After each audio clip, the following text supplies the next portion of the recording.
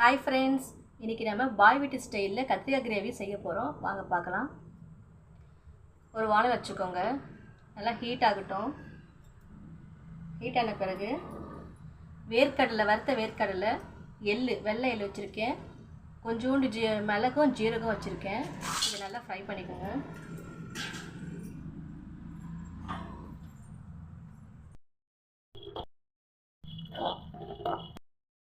இது நல்லா சிம்லேயே நல்லா வறுப்பட்டுக்குங்க. இப்போ நல்ல ஸ்மெல்லு வருது. இது வறுத்த ஒன்று இந்த அளவுக்கு கொஞ்சம் ப்ரௌனிஷாக வந்தது ஒன்று நீங்கள் தட்டில் கொட்டி ஆற வச்சுக்கோங்க. அது வறுத்தது ஆறட்டும். ஆறின பிறகு கடாயில் ஆயில் ஊற்றிக்கோங்க. ஆயில் ஹீட் ஆகட்டும். வெந்தயம் கொஞ்சோண்டு போட்டுக்கோங்க.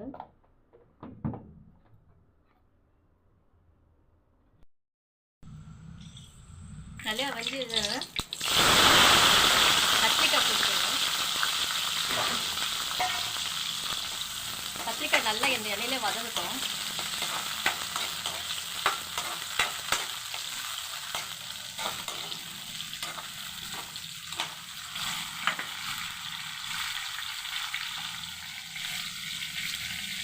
சால்ட்டு கொஞ்சமாக போட்டுக்கோங்க. இந்த கத்திரிக்காய்க்கு மட்டும் சால்ட்டு போட்டால் போதும். ஏன்னா நான் புளியில் ஊற வச்சுருக்கேன் உப்பு போட்டு.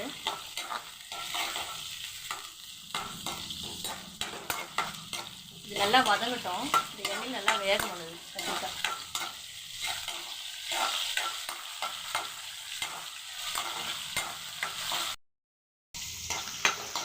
நல்லா இந்த அளவுக்கு கத்திரிக்காய் நல்லா வதங்கிட்டோம் சுருண்டு. இதில் குழம்பு மிளகாத்தூள் போடுறேன். 1 ஸ்பூனு, 2-3 ஸ்பூன் குழம்பு மிளகாத்தூள் நல்லா வதக்குங்க. மிளகாத்தூள் நல்லா பச்சை வாசனை போகணும். இதில்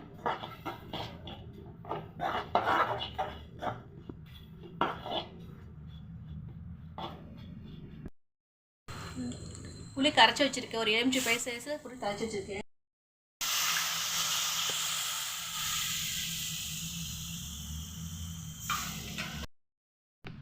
எண்ணெய் நல்லா பிரிஞ்சு வருது பாருங்கள். நம்ம வறுத்து வச்சதை போய் மிக்சியில் அரைச்சிட்டு வந்துடலாம். பவுடர் நல்லா தண்ணி ஊற்றி நல்லா பேஸ்ட் அரைச்சி வச்சுக்கோங்க. அரைச்சதை இல்லை மிக்ஸ் பண்ணிவிட்டு 5 நிமிஷம் கொதிச்சிட்டோம்.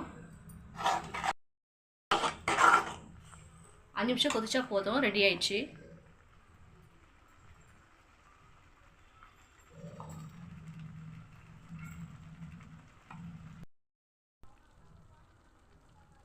நல்லா கொதிச்சு பாருங்க.